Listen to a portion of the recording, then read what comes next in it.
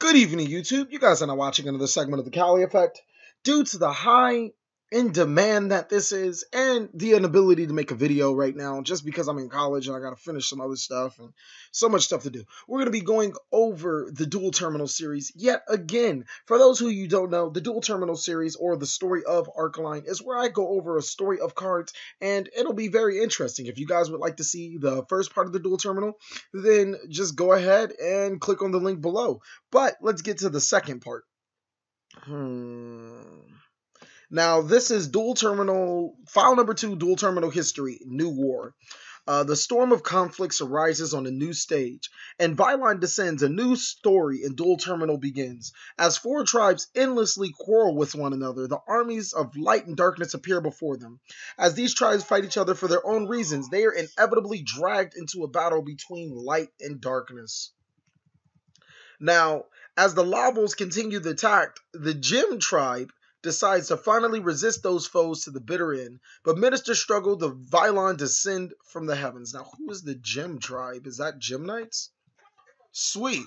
So this is obviously about Lavels and Gem Knights. And while they're fighting, the Vylons descend from obviously where you think they ascend. And they're ready for that fight. Now you get Vylon Sigma and Vylon Epsilon. Living in the heavens, the Vylons are equivalent to the divine of those who live on the planet.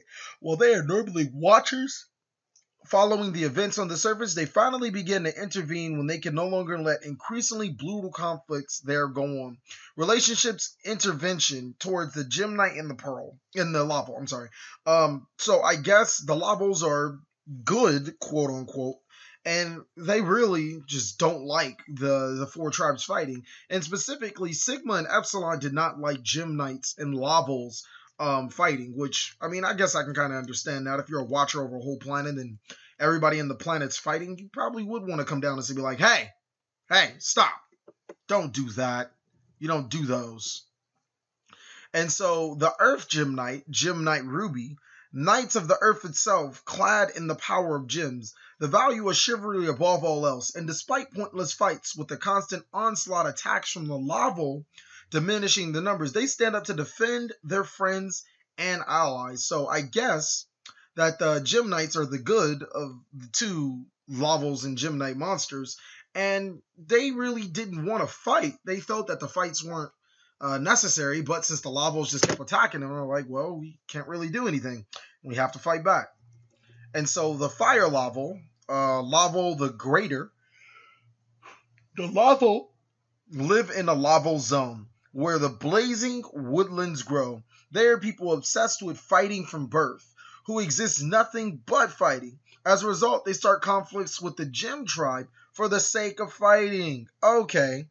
Relationship, the marching on towards Gem Knight. Okay, so that makes perfect sense. So the Lavels are the ones that are provoking the Gem Knights to fight. The Gem Knights don't necessarily want to fight, but they have to.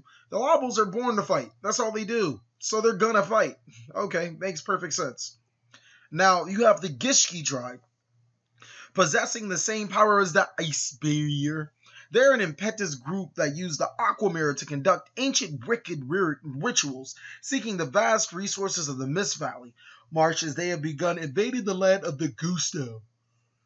Oh, okay. So it's going to be Earth versus Fire, Water versus Wind, as the Gem Knights fight the Laval, and the Gishki fight the Gusto. Plot twist. The Gishkis are possessing of the same power as the Ice Barrier.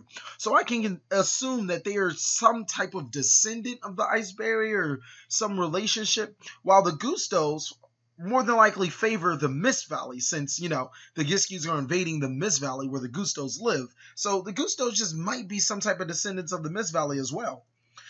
Die Gusto Gildo. A clan who lives using the wind, living in fertile swamplands since the time immemorial. Due to the repeated invasion from foreign foes, they have formed a deep and lasting bond with all creatures who dwell there.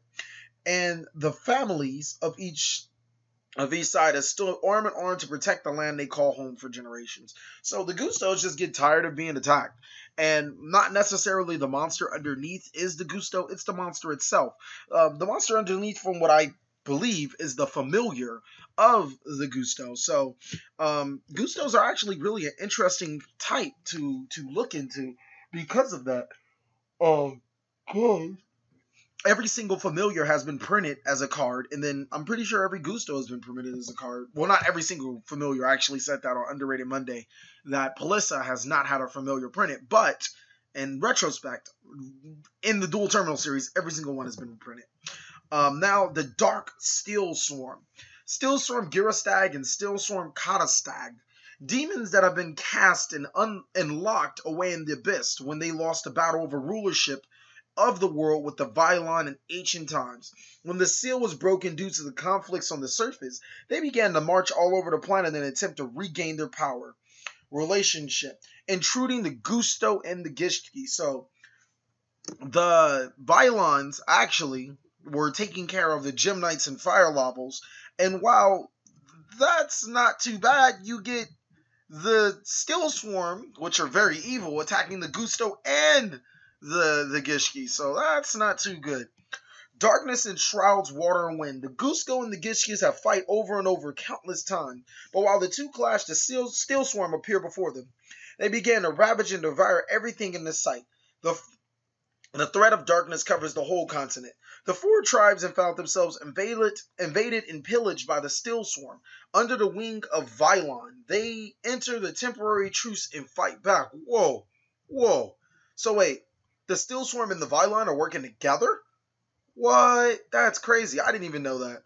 So apparently, I guess, the Steelswarm, under the wing of the Vylon, have been attacking all four tribes. And I guess, I mean, you could say that the Vylon's goal is to wipe out the Steelswarm races as they attack the other four, and then just take over the whole planet again, because, like, we already know, the Vylon don't like the fighting. So if they can just have one race wipe out the other race, and in turn turn around and wipe out the Steelswarm, then it's a win-win for the Vylons. That's just my thought process with that. Steelswarm Longhorn. The Steelswarm, having crawled out of the abyss, requiring energy and power, so they can consume the Vylon, who had once sealed them away, rampage across the planet's surface. Wait, maybe that's not how we seen it. The Vylon shared power with races on the surface, power to fight back against the Steelswarm. So never mind. I guess the Vylon, the Gustos, the Lavels, the Gishki, and the Gymnites are all fighting the Steelswarm, which is a very strong race that were locked down. Oh, right. So that's what yeah, so it's the Vylons giving the Gustos and everything power. So makes perfect sense. That's exactly how it was. So Gymnite Crystal versus Vylon Prism equals Gymnite Prismora. Okay, so they're fusing, just like in Dual Terminal 1. Lava Volcanon versus Vylon Stella equals Lava Volstenin. Okay, I can see that. Gishki Duella versus Vylon Tetra equals If Gishki Tetrogor. I don't know how to say it.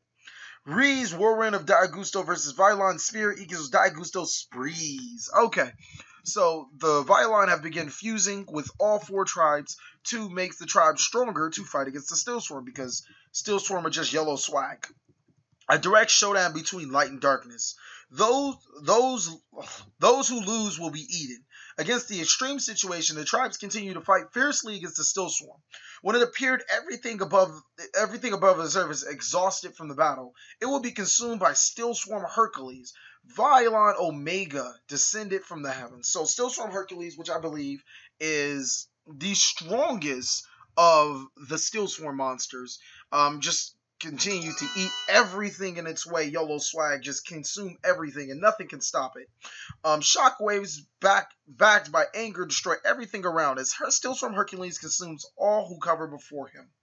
Vylon Omega, bathed in the light released by Vylon Omega, the Steelswarm dissipate into tiny particles, becoming dust across the battlefield. Man, this is just crazy. And that actually is the end of Dual Terminal Master Guide or Dual Terminal File number 2. You can only assume what happens in the end, but in my opinion, I don't know. I just really couldn't pit it. The Steelswarms have been ravaging the earth, but the Vylons haven't even unleashed their most powerful weapon, which is Vylon Omega. It is the Steelswarm dissipate into... Oh, never mind. That makes sense. Bathed in the light released by Vylon Omega, the Steelswarm dissipate into tiny particles, becoming dust across the battlefield. So it's obvious the Vylons win. It's pretty obvious right there. Oh, the Vylons and the 4 tribes, they win. Who knows if they'll ever go back to peace? I know that the Lavos won't go back to peace because they're born to fight and nothing else. They're like Spartans. Nobody cares. They just want to fight. But that's pretty much it of the Dual Terminal story, part 2. Stick in for part 3, which will be coming around next week. Thank you guys for watching another segment of The Cali Effect. Please like, comment, subscribe. But most of all, enjoy.